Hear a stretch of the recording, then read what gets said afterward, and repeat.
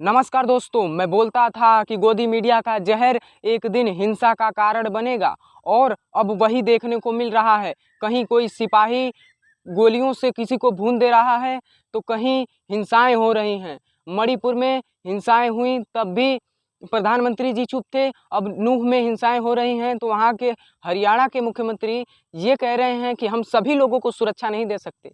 इतना जो है कि बेशर्मी भरा बयान। अरे भैया, तो हर जगह तो हिंसा भी नहीं हो रही है। जहाँ हिंसा हो रही है कम से कम वहाँ के लोगों को सुरक्षा दीजिए, वहाँ शांति की अपील करिए और जितना जल्दी हो सके वहाँ के हालातों पे कंट्रोल कर लीजिए और हिंसाओं को रोकने का प्रयास कीजिए। और प्रधानमंत्री जी जिस प्रकार से किसी भी मुद्दे पे नहीं बोल रहे हैं, ये बहुत बड़ा सवाल है। प्रधानमंत्री जी को देश में हो रहे अत्याचारों पर बोलना चाहिए। कभी किसी नारी का चीरहरण हो जाता है तो प्रधानमंत्री जी के लिए पर्याप्त टाइम नहीं रहता है, सदन में चर्चा के लिए पर्याप्त टाइम नहीं रहता है, लेकिन रैलियों को संबोधित करने के लिए, विपक्ष को लगातार निशाने पे साधने के लिए और उनके पास टाइम रहता है और उनका प्रचार तंत्र झूठे अफवाह की खबरें फैलाता है। और गोदी मीडिया तो एकदम गिर चुका है। वो अगर 2024 में सरकार पलटी, और मैं तो उससे पहले ही विपक्ष वालों से ये आग्रह करना चाहता हूँ कि आप लोग उन्हें अपना ऐड मत दीजिएगा, आप उनके चैनलों का बहिष्कार करिए, आप उनके चैनलों पे इंटरव्यू देने मत जाइए।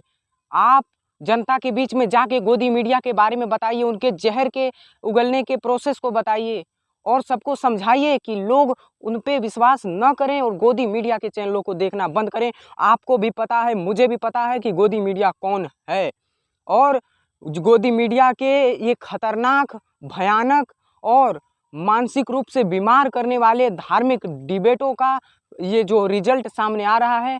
कहीं कोई पुलिस वाला ट्रेन में गोली मार दे रहा है लोगों को और फिर बीजेपी के नेताओं की तरफदारी वाला नारा लगा रहा है बीजेपी की कार्यकर्ता की तरह। आपको सरकारी कर्मचारी लोगों की सेवा के लिए बनाया गया है, लोगों की सुरक्षा करने की बजाय आप लोगों को मार रहे हो और उसे मानसिक रूप से बीमार बताया गया। अगर वो मानसिक रूप से बीमार है तो उसको हथियार काहे दिया गया, उसको ड्यूटी पे काहे रखा गया, उसको ले जाना चाहिए था, हॉस्पिटल में भर्ती करवा दीजिए और उसको रेस्ट लेने के लिए छुट्टी पे भेज दीजिए। लेकिन नहीं, ऐसी घटनाएं हो रही हैं लेकिन किसी को तनिक भी जो है कि ख्याल नहीं है।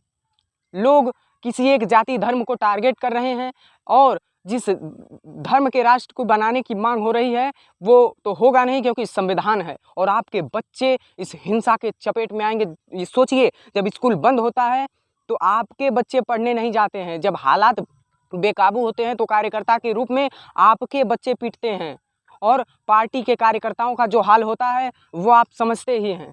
और जितने भी नेता आपको ये कहते हैं कि आपका धर्म खतरे में है, उनके बच्चे कभी नहीं जाते हैं धर्म को बचाने के लिए। उनके बच्चे विदेशों में पढ़ेंगे, विदेशों से आकर यहाँ पे अगर कुछ नहीं बनेंगे तो पार्टी का टिकट ले लेंगे, चुनाव लड़ जाएंगे और कुछ भी बना दिए जाएंगे, वो उनका लाइफ सेट रहता है। लेकिन आपके बच्चे नहीं पढ़ेंगे तो वो बेरोजगार होंगे, पार्टी का कार्यकर्ता बनेंगे, नारेबाजी करते करते उनकी जीवनी खत्म हो जाएगी, उनका जीवन खत्म हो जाएगा और वो धर्म को बचाते बचाते अपने जो है कि मानवता के धर्म को खो जाएंगे और हिंसाओं के चपेट में आकर किसी दिन मारे जाएंगे।